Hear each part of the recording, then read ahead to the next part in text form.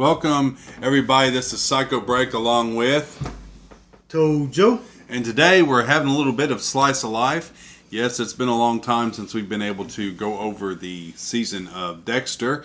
And this premieres the episode 1 called Code Snap. And this is season 9. Never thought we'd have season 9 called New Blood, not Cold Blood.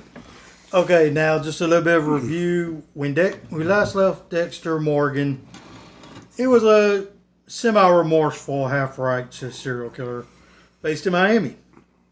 He lost pretty much everything. The series finale was basically frustrating, to say the least. And we can kind of go into a little bit more detail about that at a later date. But we figured it was gone for good. It's been 10 years. So most of what we can do is just speculate on what's been going on for the past 10 years in his life. But now to get to season 9, episode 1. All right, so first and foremost, if it was 10 years, this would have been premiered on 2023. So we're going to go ahead and nip that in the bud. All right, so the way that the last season actually left off, around this time you had Breaking Bad coming out with their season finale. You had other shows teasing season finales, and Breaking Bad actually left a really oomph in then now that's how you do a season finale. Dexter's season finale, the way it left it like they pretty much didn't know what they were doing. I mean, it was pretty much obvious. And the way that left, you're like, well, how can they make this better? How can they revive this thing? People had speculation that maybe they could bring the son back and have the son be the one carrying on everything. But that's not what happened. Hello, Ginger. And with that being said, they pretty much did their scenario and what have you, and did this new vamp. Now, the cool thing about this in this season is that Michael C. Hall is executive producer. Well, if you take a look at the cast, majority of everybody is executive producer. There's like 4 executive producers and like maybe 3 or 4 producers. Yeah. But Michael C. Hall definitely had a hand in this, along with the writers and stuff, based off the book of Dexter, which we will start doing things about that as well. But with that being said, I'll go into a little bit and then I'll let DToJoC carry it on with here. Basically, from the original series of Dexter, Dexter Morgan usually had his father that he would see, which was named Henry, which was the one that adopted him and that actually found him in it was like a storage crate type thing, kind of like what you have in a truck. Found him there during a crime scene, and it was him and his brother. Anyways, in this one, the one that Dexter sees now is his sister, the one who actually had a crush on Dexter. Yes, I know. But technically it was his stepsister, or not really his stepsister, it's his sister. Adopted sister, because Dexter was adopted. So, anyways, with that going said, we see Dexter now in a new lime of light. He's going hunting for the first time. And what was so cool about that is when he's running through the woods, we don't really know if he's running from someone or anything when it opens up. But we see him pointing his gun with the scope at a white stag. Yes, not just white, like he's saying, it's white, like albino. Like this Like thing looked Snow this thing looked freaking amazing. And with the 4K look on everything, man, that ice, yes. that snow was popping. It was definitely awesome. And I honestly, me and Psycho Break were both like, okay, is that CGI or is that real deer? And I told him that even if it's CGI, they had a real deer to be able to do that great a detail. Yeah, definitely used a real animal or something to motion cap, because this was perfect. Yeah. Definitely to the, what are the puppets that do electronics and stuff, what they call. Anyways, that was really good, like really good. It really was. So we go with Dexter. He's now working at, he's actually working at a Some place called Fred's Fish and... Yeah, Fred's Fish and Shoot. But before we Yeah. get into that, though, we're pump the brakes, woo, woo, woo. Before we get into any of this, guys, if you haven't seen episode 1 of, what was it called? Snowcat? What was it called, Cat? Fargo? It's called Code Snap. If you haven't seen, I want to do a warning of Fargo spoilers before we talk about Dexter. The Run for the Snow was a Fargo reference, though. Okay. All right. So like I was trying to say, this is getting gravy. Already going to have to do a... Okay. So anyways, the name of this episode was Code Snap. So if you haven't watched the episode 1 of season 9, Code Snap, we do give you a moment here. We're going to pause a little bit and give you a moment here and stuff to actually watch it. And then you can come back. But we are going to be talking about spoilers, which we tend to do when trying to do a review, because you can't really view it without going. So we're going to be quiet just for 5 seconds. All right, anyway, so we warned you. All right, so it starts off with Dexter running, and he's running in the woods, like we said, and you had the albino, or this stag, like you said, that was in the forest. He sees it in his sights. He's going to shoot it, but he says it's beautiful, so he doesn't kill it. He doesn't shoot it. Meantime, he gets in his car, and we see him heading down the highway. Yeah, and that's where you actually see the name of the episode on the highway, and he drives over it. Yeah. So that's pretty cool.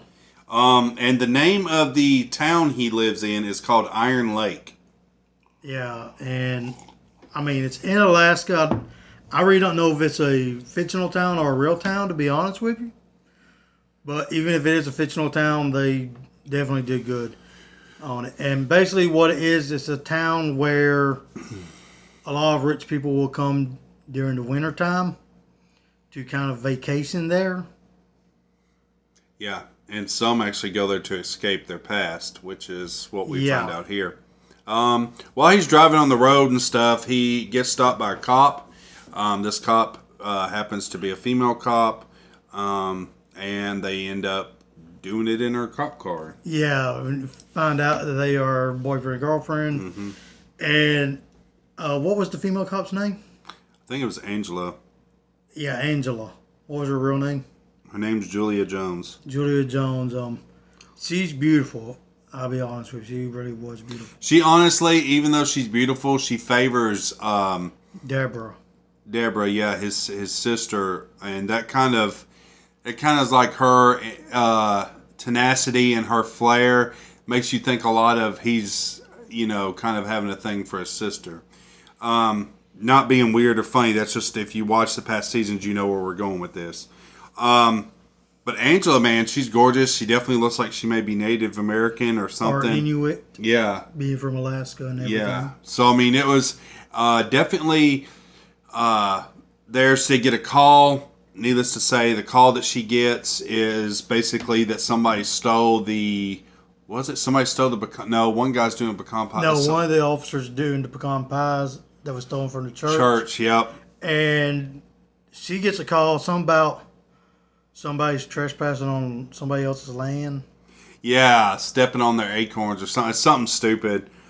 And so she tries to get everybody to see, or the lady that just, see if they'll do One it. person's out with the church. The other one just has wisdom tooth out. And he's still a rookie. Only been there 2 weeks. Oh, I didn't catch that. Only been there 2 weeks. She said that'd be a good thing for him to do by himself. Yeah. But he just had his wisdom tooth taken out. So Yet he showed up for work. I guess he needed the money. he must have. But so then they agreed that they're going to meet on later that episode. And He was going to go to the station. Exactly. And so in the meantime, he continues and he ends up heading towards the work, I think it is, isn't it? Or am I messing up the scenes? He goes to pick up some cakes. Yes, that's right. But before you see him doing all that, you see him sharpening a butcher's knife. Yeah, you're right. Then that was at the very beginning. At the very beginning, Yeah. after he gets done seeing the deer and everything. And what he does, he goes to take the knife to a butcher that's a friend of his. He went and sharpened the tools for him. Yeah, and when they show this part, though, you see the butcher kind of having a real hard time cutting the pork, cutting the pig and stuff, and they kind of tease the blood towards Yeah. Dexter to kind of tease that it's there, you know, it's there, it's just begging to be squirted. And honestly, you kind of knew that's what, like, he wasn't going to do nothing to the butcher. You knew, I mean, you kind of knew what that was going. But as soon as that butcher got that, damn, he sharpened that freaking blade really nice. Yeah, it cut right through it in one slice where he was taking about 7 or 8 with the other one. It was now, crazy. I will say this. If you haven't seen Dexter from season 1 to season 8, what he did as a job in Miami, he worked with police as a blood splatter analysis. Yeah, also, yeah, pretty much he was the, what do they call it? The criminal investigator. He pretty much was the one He worked in the forensics department. Yeah, forensics department. So he would pretty much tell you how it went down, what happened, and all this other stuff. So he was very, very familiar with stuff. And in this, before we get into any more, I'll save that for but we won't. I won't say that yet. I'll wait till we get close to where we're at before I bring that up.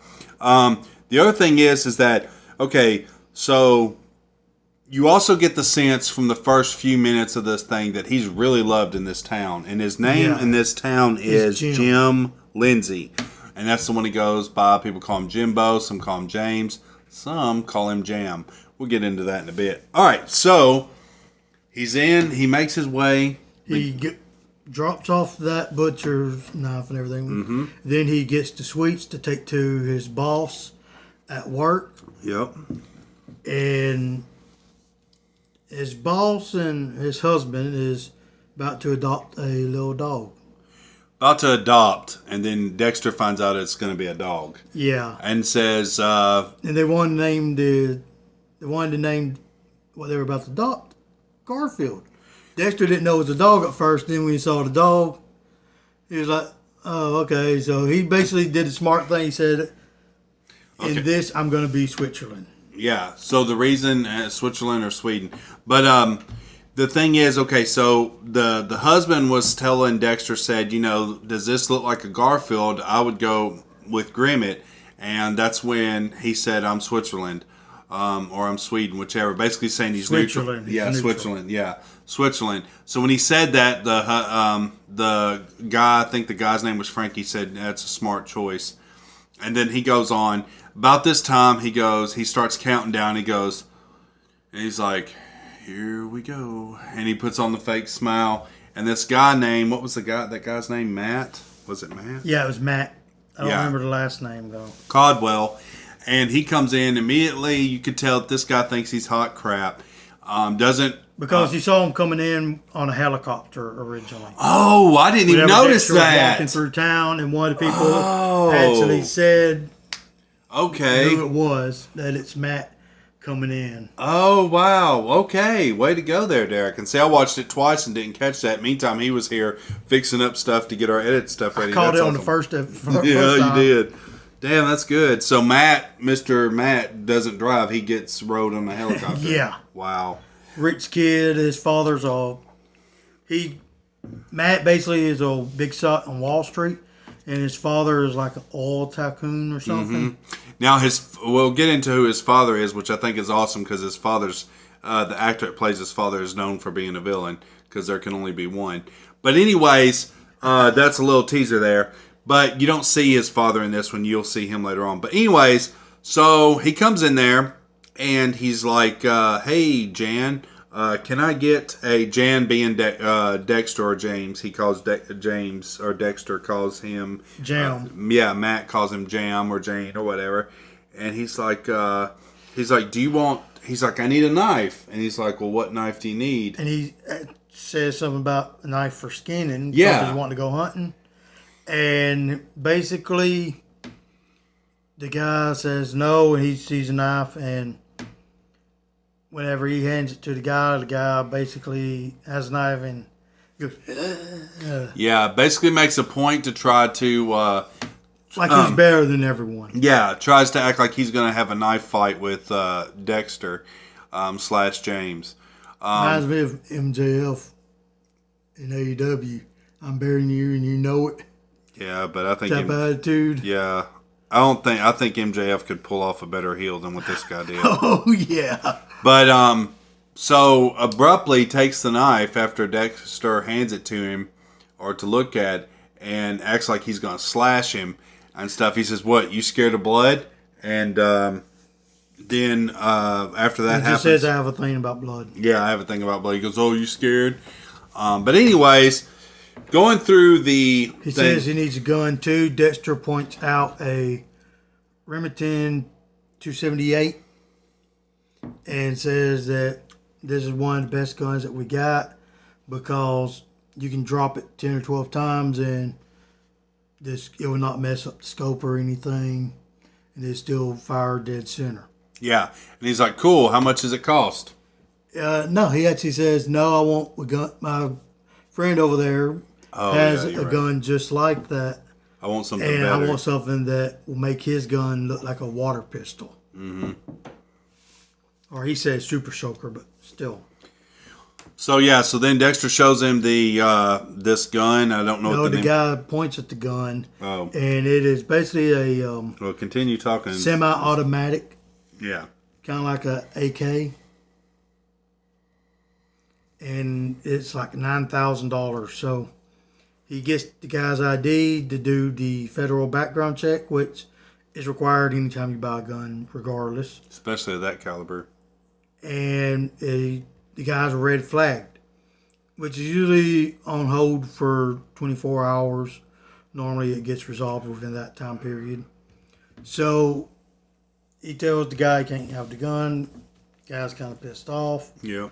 So he takes the knife anyway, and he goes up to his friend, right behind his friend's back, and basically has the knife with the sharp edge down, but goes up behind his friend and kind of like this behind his friend to scare his friend. Yeah, and he's like, "Man, I forgot what he said. Either stop it or something." But he's like, but you could tell right then that Matt doesn't take if it's not him, he don't care. But he don't have anybody's life of value. Like, he doesn't hold anybody's life of value. And you find out more about that as we go on. Yeah. So, I'm trying to think what happened. So, Matt was kind of pissed that he had to wait. Yeah, so he waits, leaves the place. All right. Dexter goes to see his girlfriend. Police station. At the police station, and there's another cop there. Yes. There's another cop there at the actual, the lady in the wheelchair comes up, confronts Dexter Morgan, and says, "Wow, I can't believe Matt Caldwell, something about..." Being red flagged. Red flagged, yeah.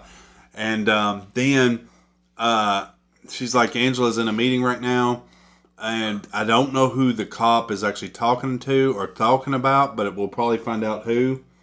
Basically, what it was about was the women that has gone missing. Yeah, there's like a whole board. This board is like from top to bottom missing girls, missing young girls. And they all look similar to Deborah. Oh, wow. Almost every one of them had the brown hair like her and some of the facial features like her. Wow. So in a way, to me, it's kind of like they took Deborah's face and they just kind of morphed it a little bit here and there, give it a little younger look, stuff like that. Well, with that being said, it tells you there's bigger things going on in this town that Dexter's not aware of. Well, we go from there to... Don't forget about finding out about the boat. Remember? Yeah, we ain't even there yet. Really? Because it's in that same scene while he's waiting. Well, the officer... the pecans. The officer brings in the pies. He tells him about how Matt basically got into a little bit of trouble with the boat, but he doesn't have anything on him. And he said, well, he has a couple of red flags. Yeah. But it was nothing that was real major as far as keeping him from being able to get a gun. This is how Dexter finds out about the boat scenario. But he doesn't know much detail about it at all. Other than Matt had to have surgery, had to have a rod in his leg and all that. Oh, so I didn't even pay attention to that. Yeah, you didn't. Yeah, but I'll go into more detail about that later on. So they leave. He leaves there and everything and basically gets ready to go line dancing with his girlfriend at the tavern.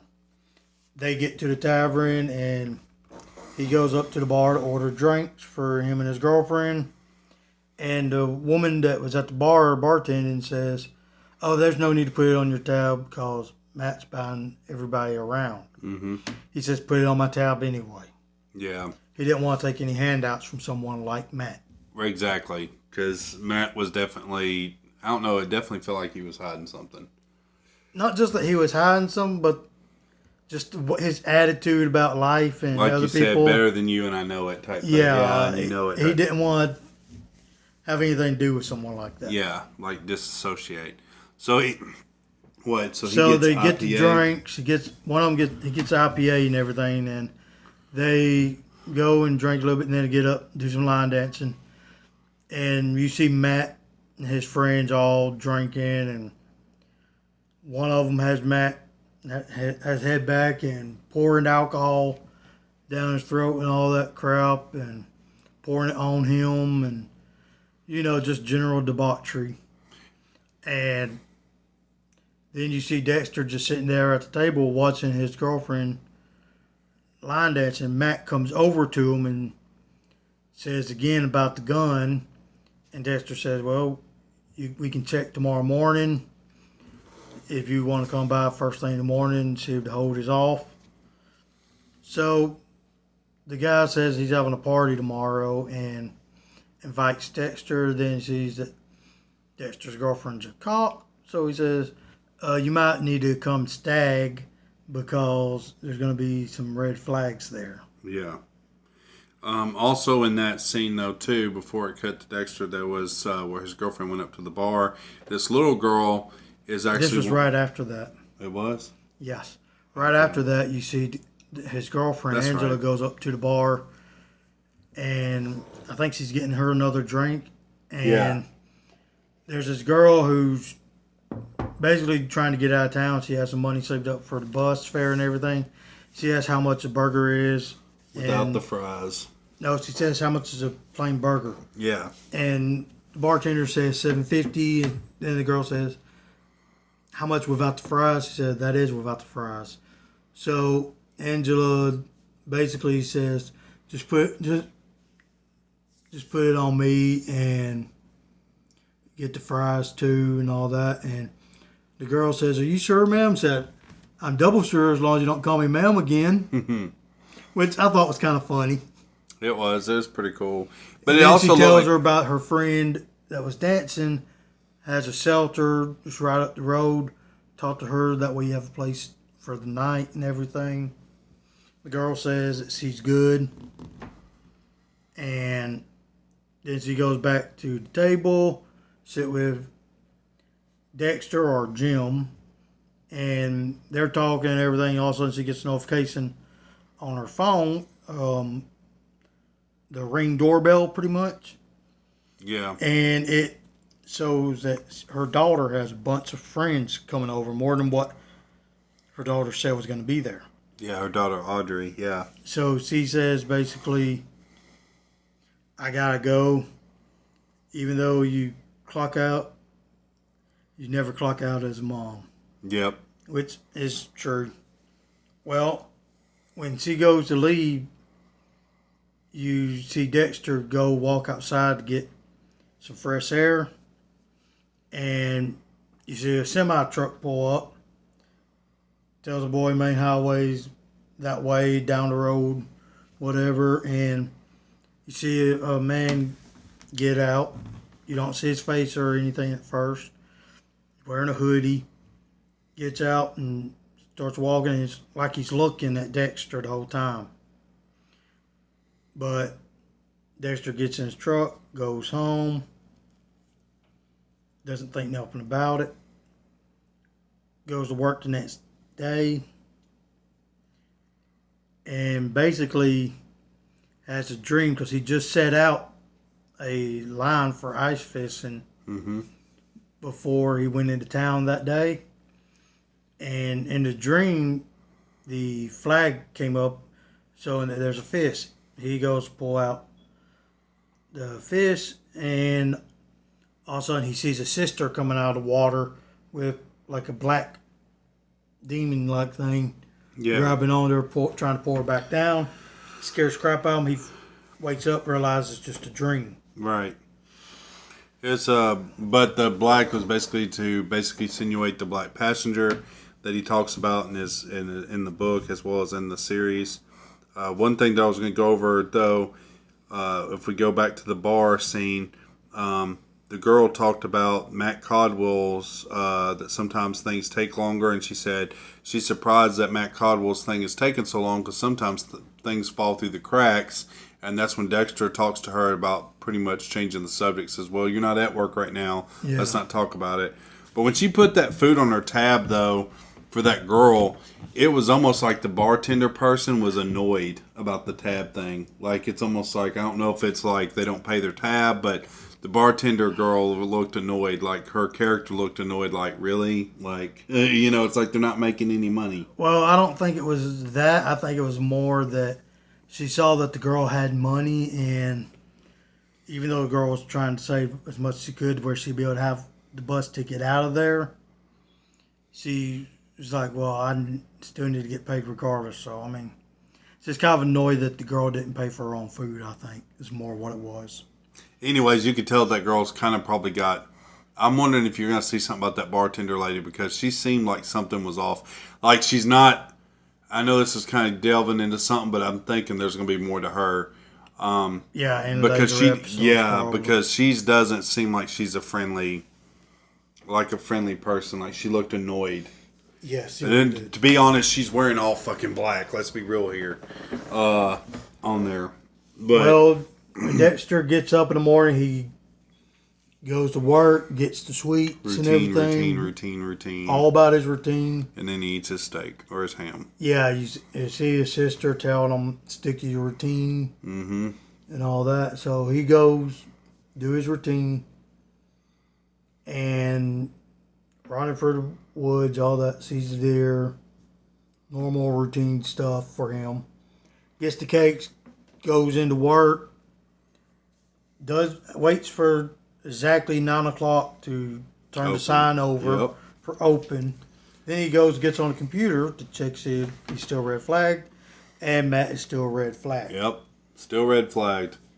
And at this time, he's like, whatever, I guess. And then then you see him going to his boss saying lunch, and he goes off to lunch. When at this point, Tavern is holding a meeting, I guess. Yeah, some oil tycoon came in there and basically closed the tavern down to conduct his meeting.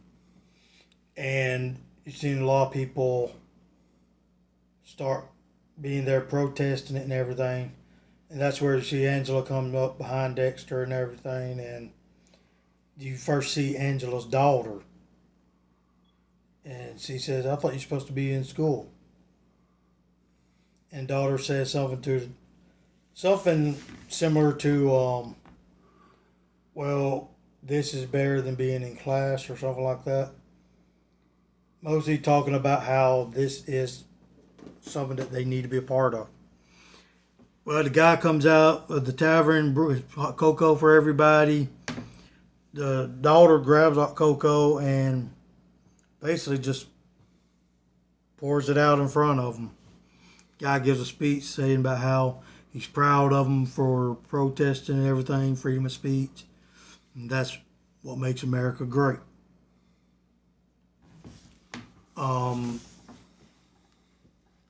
Later on, you see where Dexter goes back into work, and it's basically about time to clock out.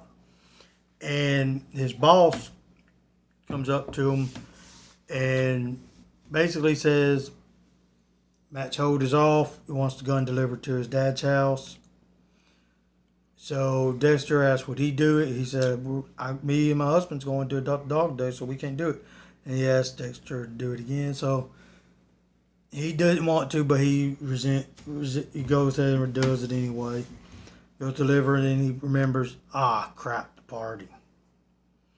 So he sees a friend that was in the store with Matt earlier in the show, and basically he carries Dexter upstairs, and they go to find Matt, and Matt is in the room having sex with a girl, and you don't really see the girl's face or anything at this point, but you see the guy visibly shaking. They go into the bathroom, which is right there beside the bedroom, and the guy does a line of coke. Asks Dexter if he wants to hit a line. Dexter says no, he's good. And then the guy says, I should never got on the boat. And then the guy actually opens up about the story. Mm-hmm. About the boat. And basically what it boils down to is they all said Matt was not driving the boat. The friend who brought Dexter up there has a scar on his face from where he was burned. And they call him Dickhead or Dick Face. Dick Face. Because of that scar, looks kind of like Before we get into that, man, since you telling it on like I could have stepped away and you could have done the review yourself. The other thing that happens is that Billy also is getting upset because Billy brought a girl to the party, and Matt pretty much... Yeah, that's what I was going to go into. Yeah, well, that was done within the first few parts before he started talking about the boat. Yeah, and he says that always happens. Before he starts talking about the boat, he tells about the scar on his face. Mm-hmm. And he says that he brought her, and he always ends up getting... Every time he brings a girl, Matt always ends up sleeping with his girlfriend. Yep. Wherever he brings. Like, he's pretty much jealous. Like, Matt's pretty much jealous of Billy and tries to make him miserable. And he didn't want to do anything because of the fact of he gets paid, $2,000 a week, and he got a Rolex for basically lying in court, taking the blame.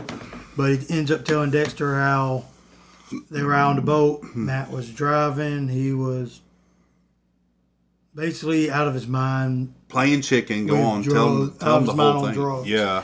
And playing chicken with another boat. And the guy says that Matt hated the guy. Because the guy basically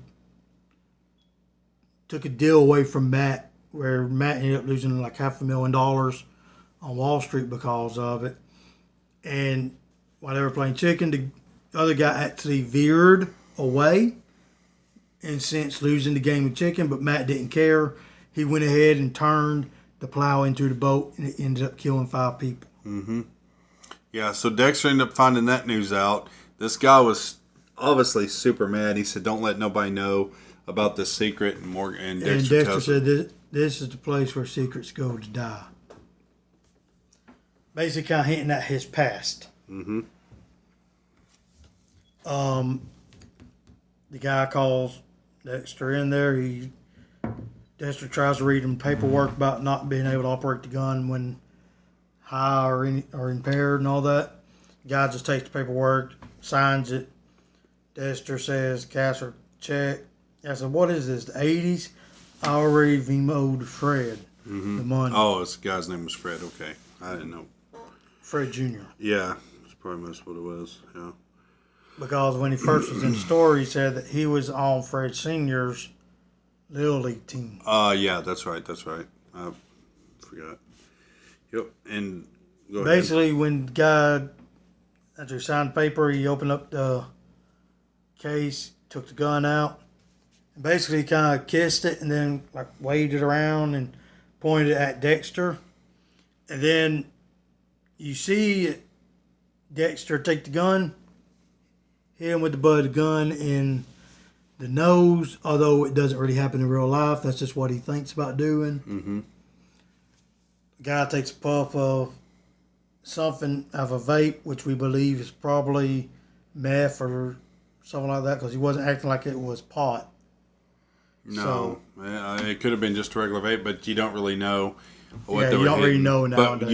But you kind of think it's something because of just the fact that he asked Dexter if he wants to do it, and Dexter's like, no. So if it was regular nicotine, I don't think Dexter would have done it anyways, but just the fact that it was kind of alluding to that paraphernalia stuff. And he said there'd be red flags at the party. Right. But whenever the girl comes out before Dexter goes in there, the girl sees him and says, Mr. What's his last name? Lindsay? Yeah. Please don't tell my dad. And he says, I won't as long as you leave right now. Yeah. So he knew the girl's dad. Well, I don't know who. We'll probably find out we don't know who it was anyway, but Dexter goes home. It's nighttime, and he sees somebody in his house. So he grabs a hatchet, goes in the back door, and basically getting ready to get the guy with the hatchet. The guy turns around, same one that had the hoodie on earlier, and ends up being his son. Dexter basically kind of plays it off. You see his vision of his sister saying, "Don't do it. Everyone that's close to you dies." Yep. And then she goes to pull out a bullet from her stomach. You got this, man. That's all you know.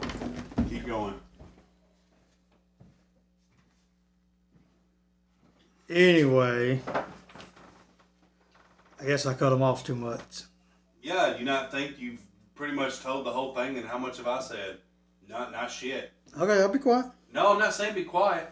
I'm just saying that what's the point, dude? Just go ahead and do it. Finish it up. Wrap it up, man. It's a pissing contest, so who can get all the spoilers out before me. I was hoping we'd have a debate talk, but you're going ahead spilling word for word. When I go to open my mouth, you finish my sentence. Okay, we're going to cut this off then.